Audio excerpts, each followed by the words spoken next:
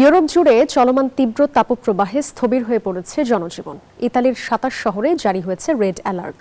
অন্যদিকে ভারতের উত্তর পূর্বাঞ্চলের রাজ্যগুলোতে বন্যা পরিস্থিতির অবনতি হয়েছে। আসামে ২৪ ঘন্টায় নতুন করে আরও ৬ জনের মৃত্যু হয়েছে।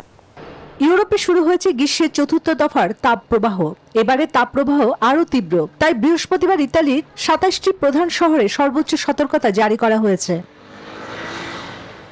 রোম, মিলান, ফ্লোরেন্স ও ভেনিস সহ বিভিন্ন অঞ্চলে তাপমাত্রা ৪০ ডিগ্রি সেলসিয়াস বা তারও বেশি, তাই রেড অ্যালার্টের সিদ্ধান্ত নিয়েছে কর্তৃপক্ষ। এর আগে মঙ্গল ও বুধবার ২৫টি শহরে রেড অ্যালার্ট জারি ছিল। আমি লন্ডন থেকে এসেছি। তাপমাত্রার কারণে এখানে খুব গরম লাগছে। আমার মনে হয় আর্দ্রতার কারণে গরম আরো বেশি অনুভূত হচ্ছে।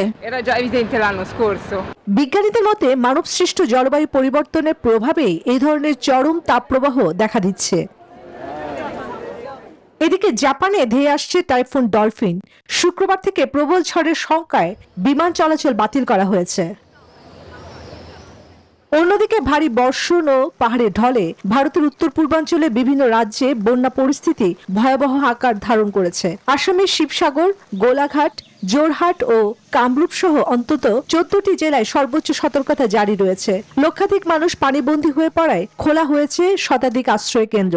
সেখানে আশ্রয় নিয়েছে হাজার হাজার বাস্তুচ্যুত মানুষ। এদিকে উত্তর পূর্বাঞ্চলের পাশাপাশি টানা বৃষ্টিতে উত্তরপ্রদেশের বেশ কয়েকটি জেলায় নতুন করে বন্যা পরিস্থিতির অবনতি ঘটেছে। উত্তর ভারতের প্রতাপগড় জেলায় ভারী বৃষ্টির মধ্যে বাড়ির ছাদ ধসে একই পরিবারের কয়েকজনের মৃত্যু হয়েছে। স্থানীয় কর্মকর্তারা জানিয়েছেন, বৃহস্পতিবার ভোরে পরিবারের সদস্যরা ঘুমিয়ে থাকা অবস্থায় হঠাৎ করেই বাড়ির ছাদ ধসে পড়ে। এই মর্মান্তিক ঘটনায় এলাকা জুড়ে শোকের ছায়া নেমে এসেছে। চন্দ্রানী চন্দ্রা, নিউজ 24।